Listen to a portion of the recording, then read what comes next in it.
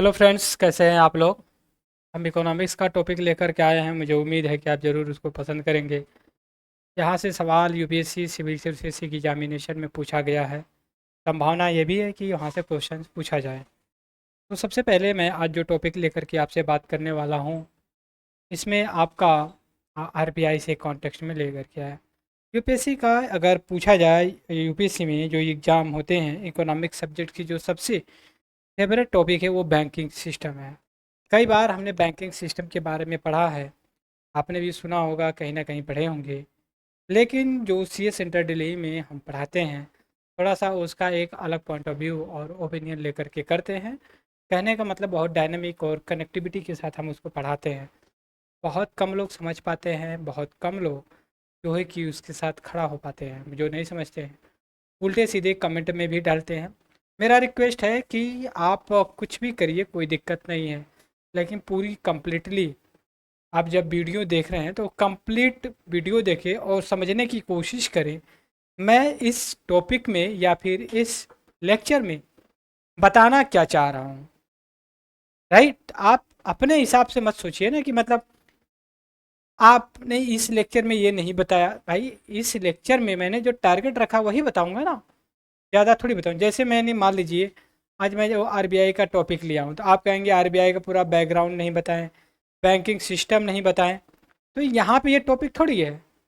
यहाँ पे मैं टॉपिक लेकर के बात करने वाला हूँ आपसे कि आरबीआई जो प्रॉफिट कमाता है वो कहाँ से कमाता है, और जब प्रॉफिट होता है उसका तो वो क्या करता है, किसको देता है। दैट्स माई पॉइंट जो मैं बात करने वाला हूँ।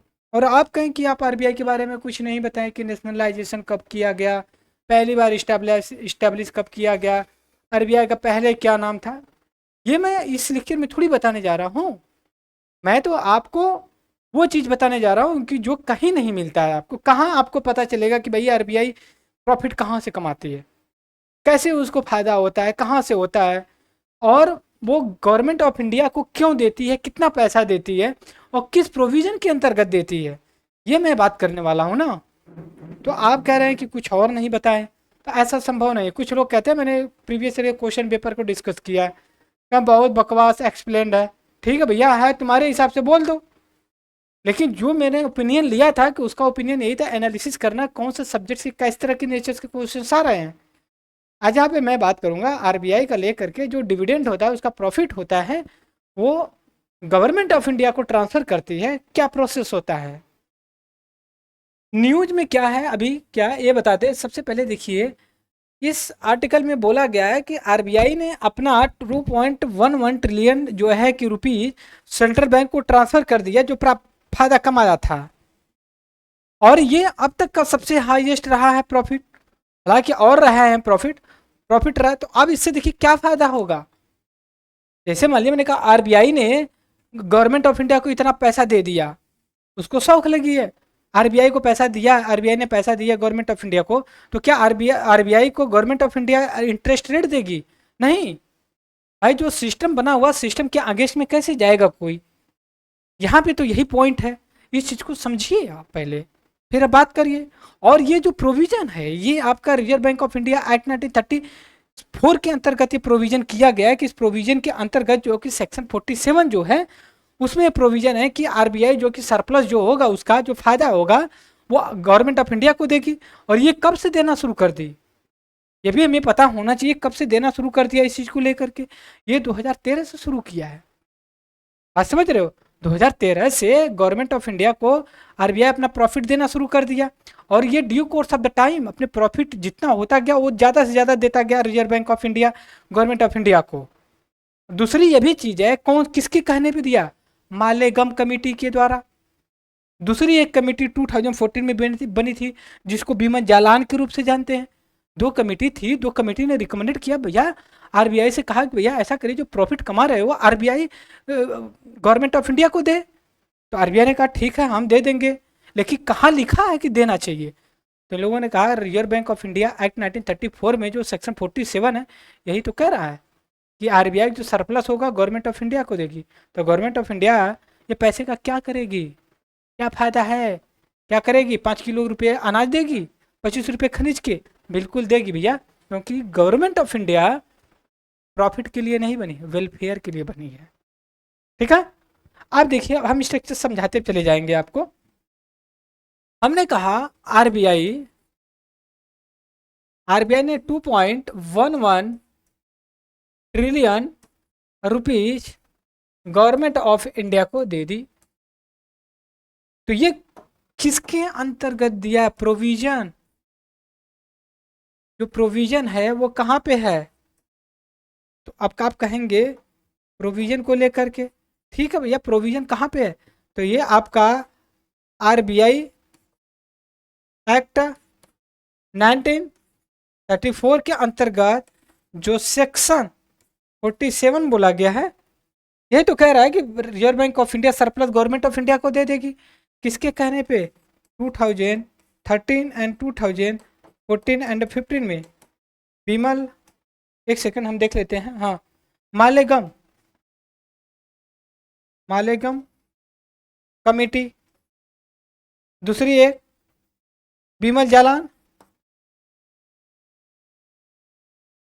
जालान कमेटी की रिकमेंडेशन पे इसने क्या किया? अपने सरप्लस किसको देना शुरू कर दिया? गवर्नमेंट ऑफ इंडिया को, भाई आरबीआई के। यदि भैया आपको देना है दीजिए। तो अब कई क्वेश्चन उठते हैं कि जो दिया गया है गवर्नमेंट ऑफ इंडिया को, ये government of India what will do, ये क्या करेगी पैसे को? तो ये कई चीज़ें करेगी, जो वेलफेयर स्कीम चलाती है उसमें करेगी। लेकिन यह भी एक, इसके साथ एक सवाल और भी निकलता है, दूसरा सवाल, ये आरबीआई जो है कहाँ से प्रॉफिट कमाती है? प्रॉफिट कहाँ से कमाती है? ये बिजनेस करती है या कहीं से पैसे खोद करके दे देती है? तो देखिए, बिजनेस तो करती है। क्या करती है? Government security, treasury bill, foreign exchange reserve, ये सब रखती है, इस पे दे करके पैसे कमाती है।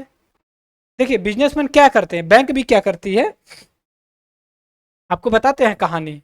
आप बैंक में ले जाते हैं, पैसे जमा कर देते, पट्टे दे। एसबीआई के पास गए आप, 10 लाख रुपीज़ डिपॉजिट कर दिए, कहें भैया हमें 5 साल में चाहिए, 5 साल में हमें डबल मिल जाएगा, 20 लाख हो जाएगा। ठीक है, एसबीआई के पास आपने दे दिया, एसबीआई क्या करेगी? विजय माल्या को दे देगी, या ऐसे बिजनेसमैन को दे देगी, बिजनेस हाउस को देगी, आपको कितना परसेंट दे रही है? 5% की 20% दे रही है, 20% 1 साल का दे रही है, तभी तो 5 साल में होगा। अभी क्या करेगी? 20% 1 मंथ का ही ब्याज दे देगी। बिजनेस हाउस से बोलेगी व्यापारी से कि ये 20% 1 महीने का लेंगे, और ये क्या करी? 6 ही महीने में आपका डबल प्रॉफिट कमा के रख ले। तो प्रॉफिट तो यही कमा रहे हैं ना, ऐसे आरबीआई भी करती है, प्रॉफिट कमाती है, पैसे कमाती है, लेती है, फिर उसके बाद प्रॉफिट आरबीआई जो कि गवर्नमेंट ऑफ इंडिया को दे देती है। तो ये बेसिक इन्फॉर्मेशन थी कि हमें कैसे इसको कंसीडर करना चाहिए कि क्या करती है। दूसरी चीज़, आप कह रहे हैं कि गवर्नमेंट ऑफ इंडिया वेलफेयर करेगी। अब इससे क्या है? जो गवर्नमेंट का फिजिकल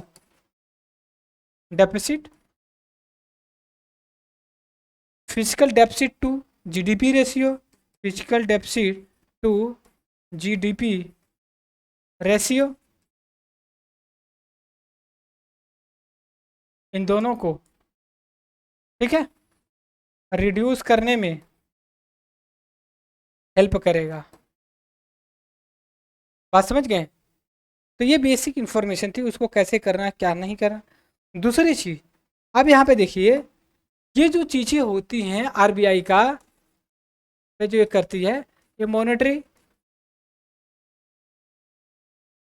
पॉलिसी होती है। जो गवर्नमेंट ऑफ इंडिया करती है उसको फिजिकल पॉलिसी बोलते हैं, जिसको मौद्रिक नीति बोलते हैं, मौद्रिक नीति। और इसको क्या बोलते हैं? राजकोषीय नीति बोलते हैं, राजकोषीय नीति होती है। और ये जो मॉनेटरी पॉलिसी होती है, इसके लिए मॉनेटरी पॉलिसी कमेटी भी इस्टेब्लिश की गई 2016 में। ये 6 लोगों का ग्रुप है, 3 आपके आरबीआई से होते हैं और 3 कहाँ से होते हैं, गवर्नमेंट ऑफ इंडिया के होते हैं। और इस कमेटी को चेयर कौन करता है, आरबीआई का गवर्नर करता है, राइट। इसके बाद वीटो पावर होते, दैट्स अ पॉइंट, ये जो हमने डिस्कस किया, राइट। तो नेक्स्ट टॉपिक हम फिर लेकर के आएंगे इकोनॉमिक ज्योग्राफी का जो भी होगा। तब तक के लिए thank you for the discussion.